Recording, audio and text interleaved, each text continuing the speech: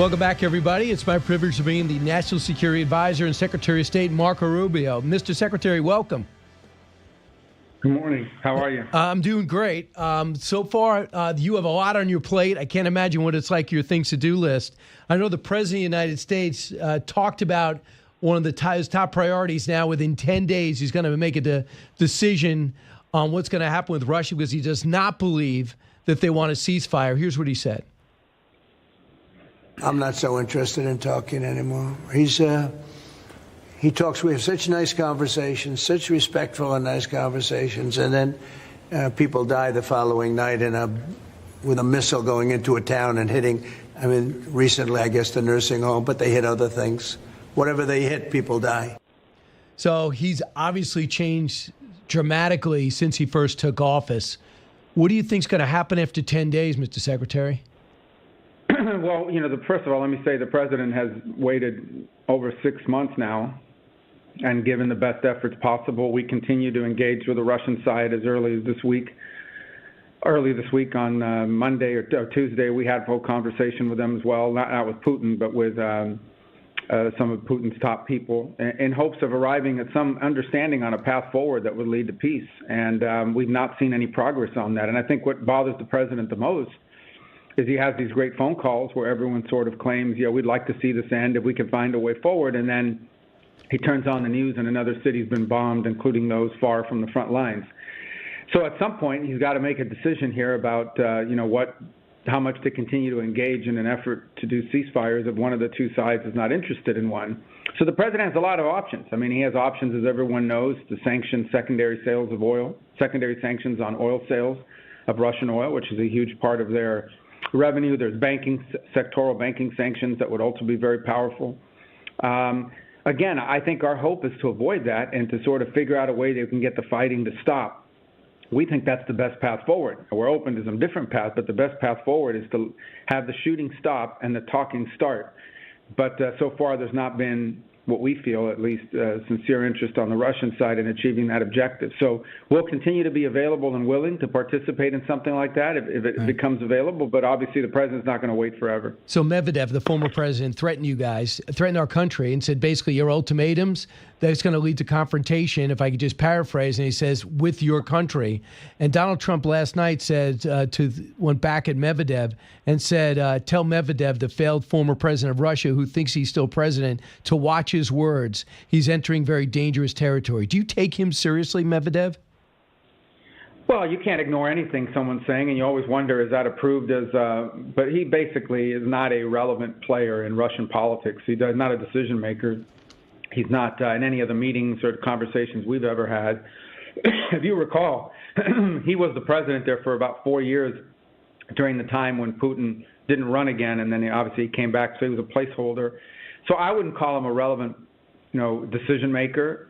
But by the same token, obviously he's someone who once held office there and is still in a role and in government, and his words are going to have impact in terms of being a provocateur and things of that nature. But so I think I'm not sure he's speaking for the official Russian position, but he's certainly someone in an official position in Russia who's saying things that are inflammatory. But that's okay. I don't think that's going to be a factor one way or the other. Do you think Russia's in a position to confront America militarily? Well, that's not even a fathomable thing. Understand a war between the United States and Russia is not something we can ever see. These are the two largest nuclear weapons militaries in the world, and the danger would just be too great.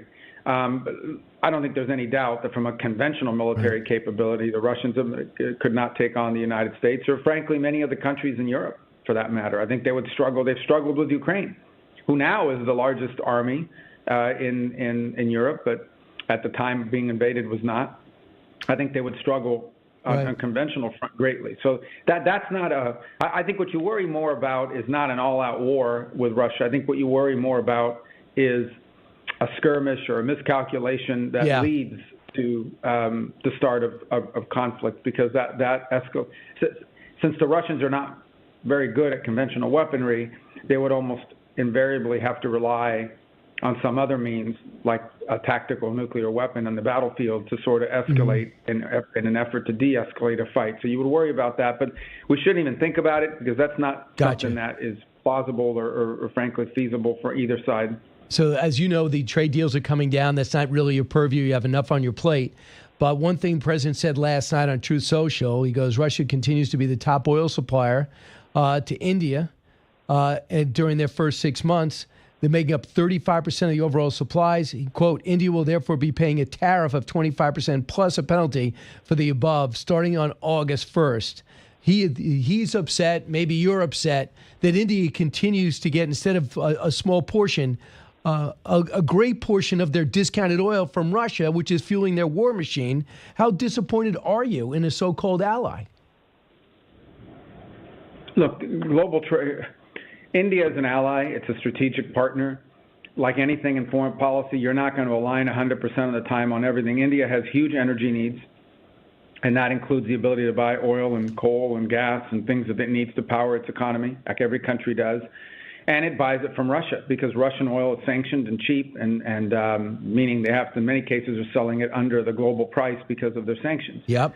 And that, unfortunately, that is helping to sustain the Russian war effort. So it is most certainly a point of irritation in our relationship with India. Not the only point of irritation. We also have many other points of cooperation with them. But I think what you're seeing the president express is the very clear frustration that with so many other oil vendors available, India continues to buy so much from Russia, which in essence is helping to fund the war effort and allowing this war to continue in Ukraine.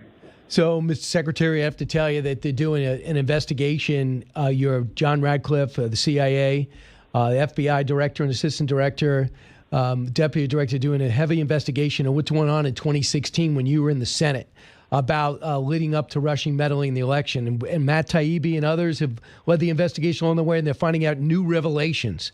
But every time a Democrat's asked about the investigation into 2016 and the role of John Brennan and James Comey and others, they point to an investigation you did as senator. I want you to hear Democratic Congressman Jason Crow. There have been four investigations, including a bipartisan Senate investigation led under the first Trump administration and led in part by Marco Rubio, that was very, very clear on these findings. These have been investigated and reinvestigated and reinvestigated, and nothing has changed up until this past month. So do you think anything has changed since you did that thorough investigation? Russia meddled in our election period? Yeah, but that's not what the question was. I don't think that the issue is whether Russia did things to try to influence American public opinion and or drive wedges. I think here's the thing that they leave out when they talk about this, and they're so dishonest about it. What they leave out is the issue here was not that. The issue here was they claimed that they did it not just to help Trump, but that Trump was in on it. For a year and a half, almost 2.5 years, they put this country through this notion, this fake fraud scheme lie, that Trump was somehow in cahoots, collaborating with Russian intelligence officials to help his campaign. And what my investigation that I was the acting chairman of the Intelligence Committee, what that investigation showed is that there was zilch proof whatsoever, any evidence of any kind, that the Trump campaign in any way colluded with the Russians. That's number one. That's clear. So I think what they should be saying is that there was a bipartisan study done by the Senate committee that found that the narrative that all these people were putting out there was a lie. Here's the other thing that report found, that the way they handled the dossier, understand this dossier was a piece of campaign disinformation. It was paid for by political campaigns. They hired the equivalent of a private investigator, and then they laundered it. Usually they take that and leak it to the media. In this case, they laundered it through our intelligence agencies. So you had some of the highest level officials in our intelligence agencies in the country taking that fake, ridiculous dossier and using it to influence and inform an official intelligence assessment of what happened in this campaign. The report that we put out pointed to this. My statement at the time pointed to this. And I think we've learned even more about how hard, what we've learned over the last, with these new revelations, is how hard the FBI and some people, not all, but some people at the CIA worked to make that dossier a part of their intelligence assessment. It is a huge outrage because it was fake. It was a lie, and they used it to mislead the American public. It cost millions of dollars in investigations, all chasing a hoax. So that's the part they leave out because they're trying to play cute with words, and the media is either uninterested or too lazy to understand those nuances and that reality. I think both. They were too busy getting their awards for running that story. Literally, all these New York Times, Washington Post, these reporters are getting rewards for being a stenographer for John Brennan and others who are clearly leaking even when out of office. Other big thing on your plate is what Steve Witkoff's doing today. He's heading over to Israel. Then he wants to possibly go to Gaza. We have allies, UK, Canada, and France, all either threatening to or have already done, recognizing a Palestinian state. That's over 140 in the UN. How does the U.S. view this move? Irrelevant. It's irrelevant. I mean, it's annoying to some, but it's irrelevant. It doesn't mean anything. First of all, none of these countries have the ability to create a Palestinian state. There can be no Palestinian state unless Israel agrees to it. Number two, they can't even tell you where this Palestinian state is. They can't tell you who will govern it. And I think number three, it's counterproductive. So think about it now if you're Hamas. You're Hamas. You're still holding 20 innocent people as hostages. You're holding the bodies of over 50 of the people you massacred, raped, and killed during this on October 7th of 2023. You're sitting there hiding in some tunnel somewhere as cowards, and then you're reading or hearing in the press that all of these countries are rallying to your side because this is the Hamas side. At the end of the day, the Hamas side is the Palestinian statehood side. So you are creating this reward. And by the way, they are hurting ceasefire talks because Hamas is sitting there saying that's the problem with the UK statement. The UK is like, well, if Israel doesn't agree to a ceasefire by September, we're going to recognize a Palestinian state. So if I'm Hamas, I say, you know what? Let's not allow there to be a ceasefire. If Hamas refuses to agree to a ceasefire, it guarantees a Palestinian state will be recognized by all these countries in September. So they're not going to agree to a ceasefire. I mean, it's so clumsy. But what this really is, in many of these countries' case, is their domestic politics. Some of these countries have huge constituencies now that are pressuring them domestically to line up on the side, irrespective of its geopolitical ramifications. That's what they're doing here. But they're actually hurting the cause. They're not helping because, A, their statement isn't going to change anything other than it encourages and rewards Hamas, who now has every reason in the world not to agree to ceasefire and not to release the hostages. I wish all these countries would get together for once and maybe in one clear voice say, you must release these 20 living hostages who are there. That's what they are. They're hostages. You must release them immediately. I wish there was as much attention paid to that as some of the other factors here. Great point. The Arab League came out. Qatar, Saudi Arabia, and Egypt are demanding Hamas lay down its arms and agree to a two-state solution. Now, the two-state solution, it's folly. I got it. But for Qatar, Saudi Arabia, and Egypt, they have the sway, don't they? Especially Qatar. Yeah, I mean, they host the Hamas external people in their country. And look, I want to be fair, okay? I know the Qatar's not always, the source of controversy among some. When it comes to this negotiation, they've been very helpful. They've been very forceful. They've put a lot of time and energy into this. And frankly, they've expressed their own frustrations with Hamas. I think the moment of truth has to arrive, however, where there has to be consequences if Hamas continues to disagree. Understand, there was a ceasefire agreement in principle in place. Israel actually made a bunch of concessions that Hamas had asked for, hard concessions for Israel to make. And then Hamas came back and just rejected the deal. And by the way, rejected it on the same day that Macron from France made his announcement. Because at the end of the day, Hamas is sitting there saying, we're winning the PR war. We've got all these countries lining up on our side of this argument. We've got leverage now. We shouldn't agree to anything. We should keep this thing going. That's how they don't care about how many people die in Gaza. And they've got hostages that they think is their shield. And now they've got all these countries sort of lining up on their side. So as they view this anti-Israel narrative building internationally, it's emboldening Hamas. And I do think, however, it's interesting how forceful these Arab countries are about demilitarizing Gaza. I think that's a very important thing because if Gaza is not demilitarized, if Hamas is not demilitarized, a lasting peace is impossible in Gaza or anywhere. No, I hear you. The other thing is you're talking about the huge Muslim population in France and the UK, where people find those cities almost unrecognizable because of what they have allowed to happen with immigration into their country. And I assume that's what you were saying, right? You don't mean liberal. I think that's. I mean, look, I'm not their internal politics may be influenced by a combination of things. We have seen this unity of, these pro-Islamist anti-Western, anti-capitalism left sort of merger, and they sort of join forces on everything from attacking ICE officers to, I mean, you've seen in some of these immigration riots, immigration enforcement riots that you've seen, you know, these protesters in California and other places, and many of these things, it's the same people. They're waving the same flags, wearing the same headscarves, and it's the same people that shut down our universities. That's what we've experienced domestically, and this has become a factor in many of these countries as well. They're under tremendous domestic pressure. And, you know, you watch the programming of things like the BBC, you know, 95% of their coverage is about how evil, in their narrative, Israel is. Very little coverage paid to the hostages, the families. It's totally been forgotten because you know why? The United States is not insensitive, and we have done a lot. We've done more than, frankly, anybody else in terms of providing funding necessary for humanitarian relief in Gaza.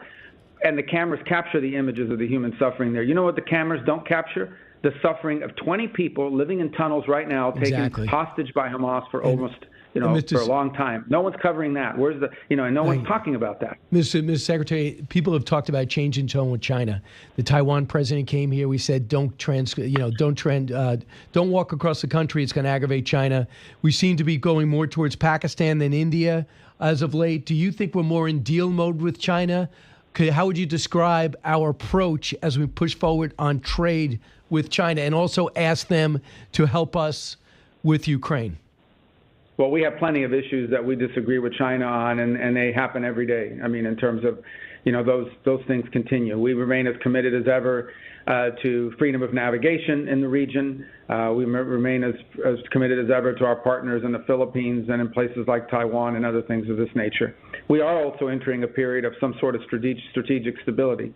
In the end, you know, we have the two largest economies in the world, an all-out trade conflict between the U.S. and China. I think the U.S. would benefit from it in some ways, but the world would be hurt by it. It would have a huge impact on the world and then on our economy, and especially on the Chinese economy. Right. So I think as much as anything else, a mature foreign policy requires strategic balancing of equities as we move forward. We don't have a trade deal with China. What we have is an agreement in the short term that was just recently extended after a very hard negotiation that occurred with our trade negotiators just a few days ago. Gotcha. So I think it's at the end of the day, two things are true. We have a lot of irritants long term with China that we need to confront. There are vulnerabilities that we need to close. Mr. Secretary, I guess I have to stop you there against a hard break. Thanks so much for your time.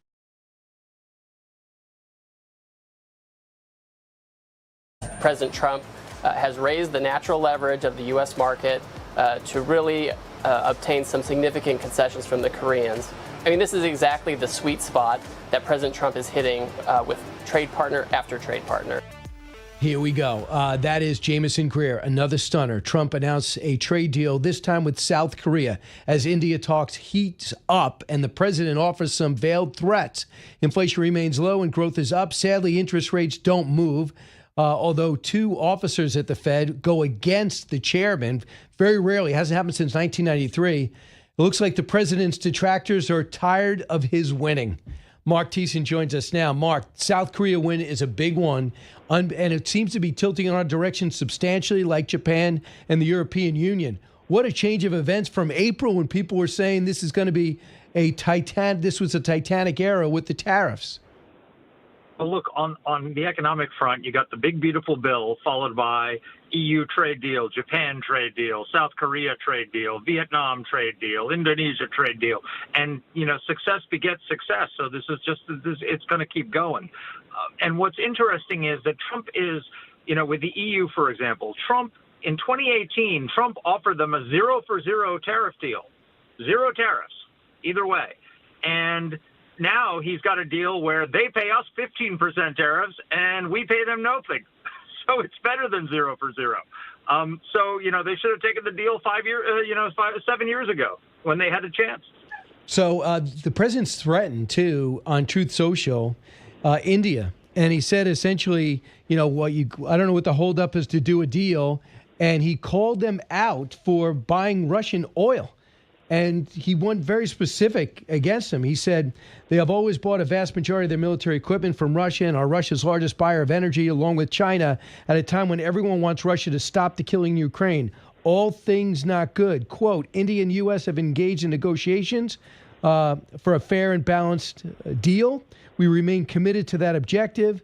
Russia, by the way, continued to be the top oil supplier of India at 35% for the first 6 months of 2025. So that's a funny way for our ally to act. They have their own relationship with Russia as a counterbalance to China. I get it. But they should know they're getting on the president's bad side, especially when it comes to their dominant role in BRICS. Yeah, 100%. And look, the fact is, President Trump has said that that if Russia doesn't agree to peace in Ukraine, he's going to crush the Russian economy by driving Russian oil off the global market. The two biggest buyers of Russian oil are India and China. And so as part of any trade deal they're going to have, if you look at what the deal he did with the EU, he part of the deal is they're going to stop buying Russian oil and start buying American oil, right? Look for that feature in any negotiation with China and with India, because he wants to cut deals with them, but he's not going to let Vladimir Putin get away with these attacks on civilians the way he's doing it. So what changed? What changed in what way? With Russia. Ukraine? Again, so if I was talking to Donald Trump 7 months ago, and I told him by August 1st or August 15th or something, you're going to realize you can't deal with Vladimir Putin, and you're going to go all in to derail their economy and get him out of Ukraine, he probably would have said, no, Brian, I can handle this. So what changed? So a couple of things. Number one, I don't think anything changed because Trump was very clear from the very beginning what he was going to do. He's going to give Putin a chance to negotiate peace. And if he didn't negotiate peace, he was going to arm the Ukrainians more than they ever got armed before. He's been saying that for years. Just a lot of people weren't listening to what he was saying. So this is not a shift in Trump's policy. He was right to try and get Putin to agree to end the war. If you go back in time, a lot of people criticized Ronald Reagan for his negotiations with Mikhail Gorbachev, saying that he was conceding too much to the Soviets and all the rest of it. And he was right to negotiate with Gorbachev. The problem is that Trump doesn't have a Gorbachev. He's got a Brezhnev. He's got an Andropov. He's got a hardcore, Russian dictator. And so it's not Trump that is the problem. It's his interlocutor. And you can't turn Brezhnev into Gorbachev. You have to replace Brezhnev with Gorbachev. And some point, maybe there'll be a leader in Russia who wants to negotiate with Trump. But right now, he was right to try. But what he's discovered is he's dealing with a hardliner, not with somebody who wants to negotiate with the West. And I'm glad he tried it. And I'm glad that he's now following through on what he promised he would do. Yeah, so meanwhile, we know that the former president, Medvedev, is threatening us and said, if you continue to give us deadlines and ultimatums, maybe we're going to have a problem with you. And Trump last night went at him and threatened the former Russian president, concluding, and tell Medvedev, the failed former president of Russia, who thinks he is still president, to watch his words. He's entering very, very dangerous territory.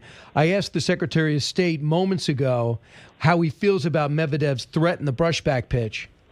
So Medvedev, the former president, threatened our country and said, basically, your ultimatums, that's going to lead to confrontation, if I could just paraphrase. And he says, with your country. And Donald Trump last night went back at Medvedev and said, tell Medvedev, the failed former president of Russia, who thinks he's still president, to watch his words. He's entering very dangerous territory. Do you take him seriously, Medvedev? Well, you can't ignore anything someone's saying, and you always wonder, is that approved as but he basically is not a relevant player in Russian politics. He's not a decision maker. He's not in any of the meetings or conversations we've ever had.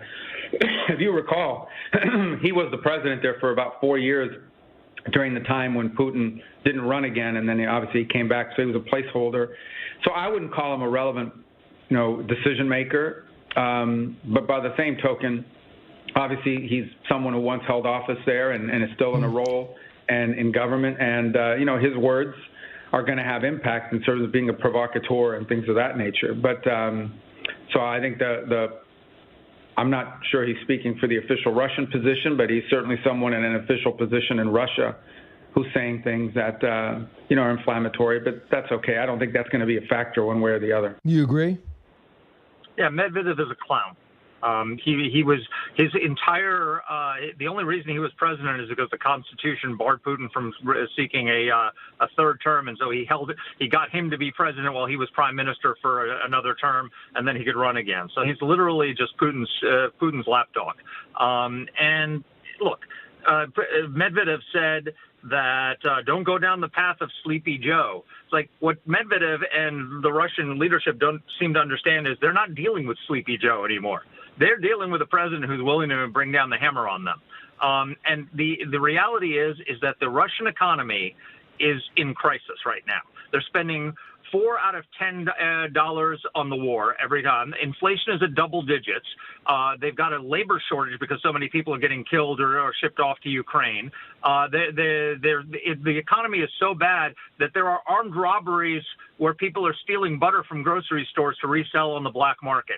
The only thing keeping the Russian economy afloat is oil and gas. And if Trump brings down the hammer on oil and gas, the Russian economy is going to implode. And so they ought to be very careful. They ought to look at what happened to Iran when Iran ignored Donald Trump's deadlines. He gave them a deadline, and if they don't follow it, there's going to be economic hell to pay. So you wrote this column today, said Trump is using the Laffer curve to find the tariff sweet spot. The Laffer curve is slamming the market with supply side, right? Bringing down the prices. Yeah. Tell us, can you expand on that? So the Laffer curve was the foundation of the Reagan economic revolution. And what it held was, in very simple terms, if you have a 0% tax rate, you get zero revenue. And if you have a 100% tax rate, you get zero revenue because nobody works, right? You're not going to work if someone takes 100% of your income away, right? So somewhere between 0 and 100% on the lower end is an optimal tax rate where you unleash enormous economic activity, but also bring in the maximum revenue. And what Ronald Reagan did is he used that to lower tax rates, which were very high, and unleash the Reagan economic boom. Trump is using it in the opposite way. When Trump came into office, we had near zero tariff rates, which meant we're getting no revenue whatsoever from our trade deals, right? We have lots of trade going on, but no tax revenue coming in, no customs revenue. He's now negotiating all these deals. With the UK, it's a 10% baseline rate. With the EU, it's 15%. With Japan, it's 15%. Now this new deal with South Korea, 15%. He's using this principle that you want a low baseline tariff in order to bring in lots of revenue without crushing economic activity. So you allow the trade to flourish. And he's right. This is channeling Reagan's economic principles. You want to, and we've seen it already. He's brought in $150 billion in new tariff revenue. The target is $300 billion for the year. That's enough to pay for the Golden Dome. So yeah. So this is very smart economics. People who are getting upset about him with imposing tariffs. We don't want 50% tariffs. We don't want 70% tariffs unless we're doing it for some coercive reasons. But a 10 to 15%, I prefer 10 to 15. I definitely prefer 10 to 20. But a baseline tariff is a smart economic policy that Ronald Reagan would probably agree with. All right, Marc, I did bring up Gaza with the Secretary of State and our allies and their dubious decision. Let's listen. We have allies, UK, Canada, and France, all either threatening to or already done recognizing a Palestinian state. That's over 140 in the UN. How does the U.S. view this move? Irrelevant. It's irrelevant. I mean, it's annoying to some, but it's irrelevant. It doesn't mean anything. First of all, none of these countries have the ability to create a Palestinian state. There can be no Palestinian state unless Israel agrees to it. Number two, they can't even tell you where this Palestinian state is. They can't tell you who will govern it. And I think number three, it's counterproductive. So think about it now. If you're Hamas, you're still holding 20 innocent people as hostages. You're holding the bodies of over 50 of the people you massacred, raped, and killed during this on October 7th of 2023. You're sitting there hiding in some tunnel somewhere as cowards, and then you're reading or hearing in the press that all of these countries are rallying to your side because this is the Hamas side. At the end of the day, the Hamas side is the Palestinian statehood side. So you are creating this reward, and by the way, they are hurting ceasefire talks. So your reaction to where this is going as Steve Witkoff goes to the area and will be visiting Gaza? So the idea that you would reward Hamas for October 7th by granting them statehood is the dumbest idea in international relations I've ever heard. When you look at what we did in Germany and Japan, we defeated Germany and Japan and forced them to repudiate Nazism and their imperial ideology in order to become sovereign again, right? In Gaza, we have to destroy Hamas and make Palestinians repudiate this Islamic radical ideology. You can't have a state. We couldn't have had a post-war Germany in which the Nazi Party was allowed to function, right? It would have been impossible. Or where the Japanese imperialists who still wanted to invade other countries were allowed to function. You have to totally denazify them, and you have to de-Hamasify Palestinian territories before you can even have a conversation about having a state. The idea that you would do it now, while they're holding hostages, while they're refusing to surrender, is absolutely, it's just pure stupidity. I hear you, and I think that having the Arab League and Egypt, Qatar come out and say it's time for Hamas to put down their weapons and go. We have not had that. And I think that then they ask for a two-state solution, which we know is folly and ridiculous because nobody wants that and there's nobody to run it. So I think that there are some things that we get the sense that things are coming to an end, but it makes everything so much harder, the secretary was saying, when people come out and make the Israelis look like the bad guys. No, 100%. Look, why is to the extent that there is hunger in Gaza, who's responsible? Hamas is responsible. They've been defeated, but they won't surrender. If any other country, having been pummeled the way they have been, would have surrendered a long time ago. And when they surrender, that's when you can bring the food aid in. Marc Thiessen, thanks. You got it. Marc, we're up against the break, but thanks so much. Yep, absolutely. Appreciate it. Take care.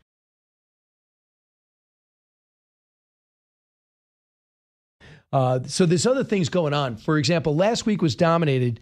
3 weeks ago, the story was in Pennsylvania and Pittsburgh, where they talked about the need for investment into AI. Following week, it was cryptocurrency and the need for regulations, but allow a groundwork in order for it to flourish.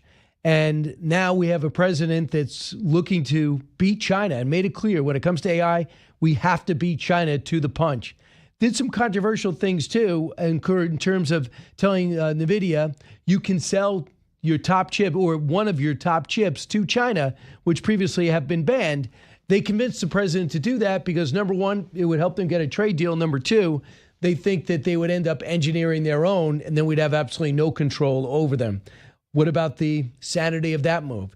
Very few know better than Tristan Harris all about the dangers, challenges, and the pluses with AI, artificial intelligence. And Tristan joins us now. Tristan, welcome back.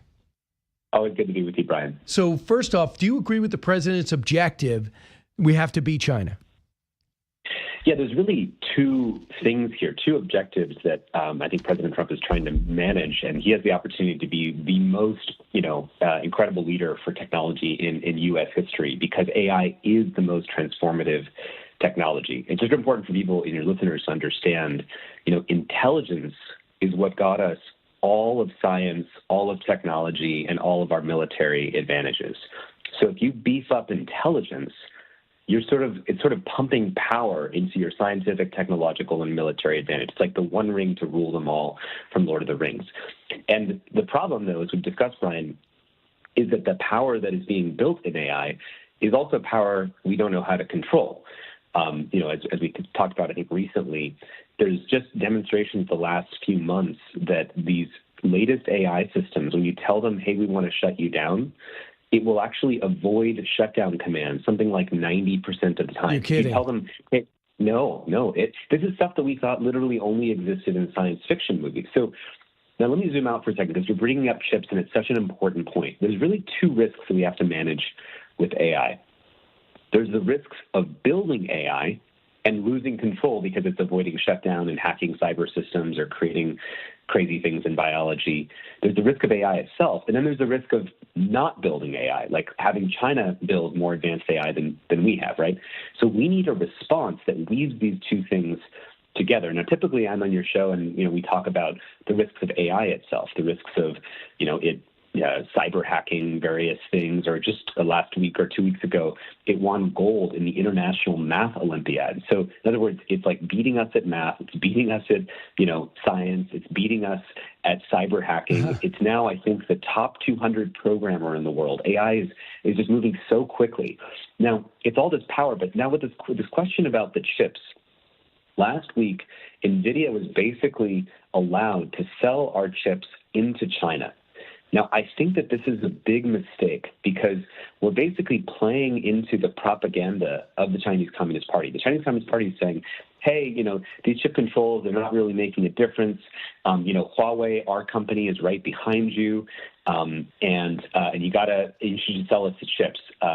And even Howard Lutnick, the Commerce Secretary, said that China in 2025 will make 200,000 Huawei AI chips.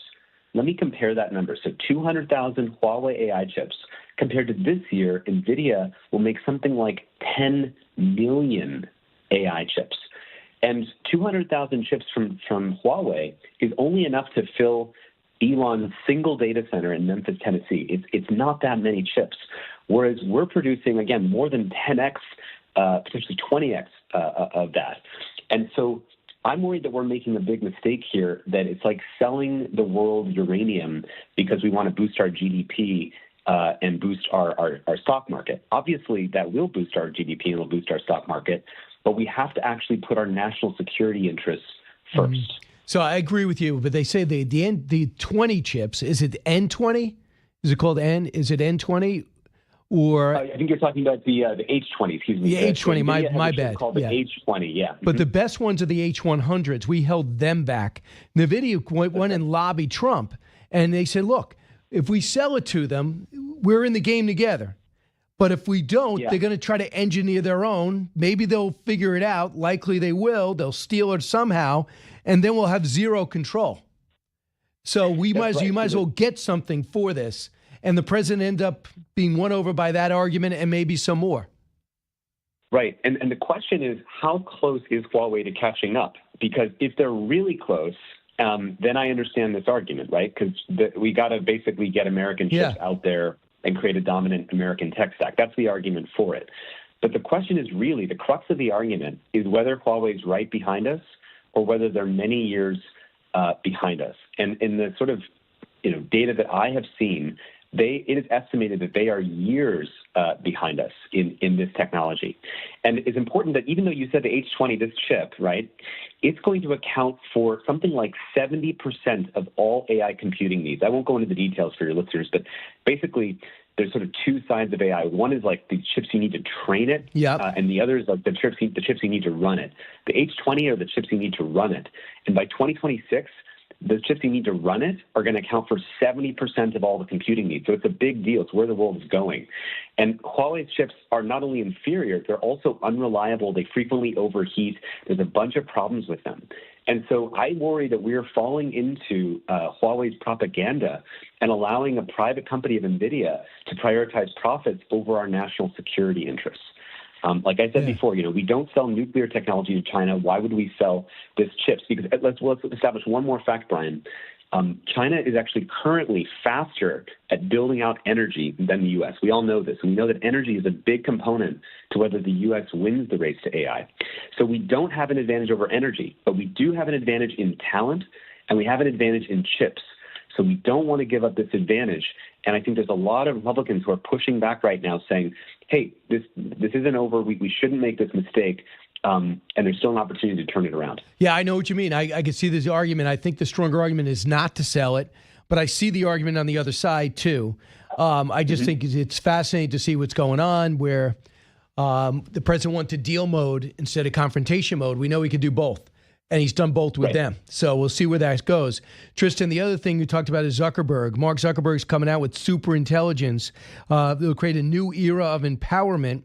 Here's his quote: "The rest of the decade seems like to be the decisive period for determining the path of this technology will take and whether superintelligence will be a tool for personal empowerment or a force focused on replacing large swaths of society." Already we understand AI is wiping out a lot of the entry-level positions for new graduates. Your thoughts about where we're going? Yeah, well, I mean, Mark Zuckerberg said basically that he wants to put super intelligence in every pair of eyeglasses, right? But imagine the same technology for AI would you trust your children to have Mark Zuckerberg's basically AI in their glasses? We have already created, as we've talked about before, Brian, the most anxious and depressed generation in literal U.S. history because we allowed this toxic business model that's not based on helping kids be as healthy and growing as possible. Instead, it is a business model that's based on maximizing attention and engagement and addiction, which means sexualized content. That means things that make kids anxious and depressed.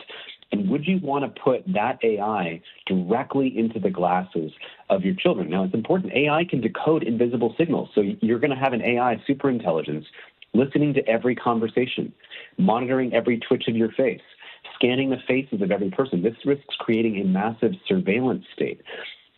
And you have to ask again the question, does Meta or Mark Zuckerberg have a good track record with regard to being in that intimate position?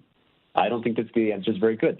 One last thing, Brian, is that Mark Zuckerberg is handing out $100 million signing bonuses to individual AI talent. And reportedly, as of yesterday, offered $1 billion to a single person, Mira Murati, who's one of the co-founders of OpenAI, to leave her startup and to join him on his superintelligence team. And you might say, why is Mark Zuckerberg willing to spend $100 million for a signing bonus for a single employee or $1 billion? And the answer is that those figures are nothing compared to the multi-trillion-dollar prize at the end of the rainbow if you build superintelligence first, because basically he's building a god, owning the economy, and making trillions of dollars. Wow. But as we know, again, what's dangerous about this is that AI is not a technology we know how to control right now. And so these are all the problems that we face. Unbelievable, Tristan. And for the one thing, you were in studio, Tristan Harris with us, co-founder of the Center for Humane Technology. He's been trying to tell everybody the dangers of social media for a while. And we remember Social Dilemma, the documentary. But Tristan, you said here last time, say, listen, let's be responsible about it. Last time we were first to social media and to the internet, and we lost control over it. And it seems like the Chinese, for all their thanks to their oppressive tactics, have more control over social media than we do, and it's raising a whole bunch of depressed kids who don't know how to communicate. So let's be careful. Right. But you're saying the risk is greater to having the Chinese set the pace. Well, no, it's actually both, Brian, and I so appreciate you bringing up that quote. To the degree we're in a race with China, we're in a race for who is better at integrating AI into their society in a way that's actually positive and constructive. So let me give you one quick example. You know that during a final exams week in China, they shut down the AI models that let the kids sort of pass in their homework or their test questions and automatically do their homework. It's really smart because it means that kids during the school year know that they can't just rely on AI to do their homework, because during final exam week, they won't be able to rely on AI. And which society is going to win? The one that has a smart policy that prevents kids from just basically maximally using AI to cheat? Yep. Or the ones that actually have it? So it's the same thing with social media. Which society is going to win? You know, they give, in China, they regulate TikTok and they give them the digital spinach version, but they export the kind of digital drug version to the U.S. and the rest of the world. So we get, the kind of nonsense, most addictive, most incendiary content, and they get patriotism videos about who won the Nobel Prize, how to invest your money and be successful, these kinds of things. And so again, it's about who's better at governing the impact of the technology. So we have to weave between these two risks, the risks of AI and also the risks of not building AI. There is a path through, but it's very narrow. People can check out, I gave a TED Talk a few weeks ago online. If you Google for Tristan Harris and TED, you'll see the TED Talk. Go get it. I'll do that. Tristan, always great to talk to you. I know our audience loves you, and very few people can rival your knowledge of this area. Tristan Harris, thank you. Always grateful to be with you, Brian.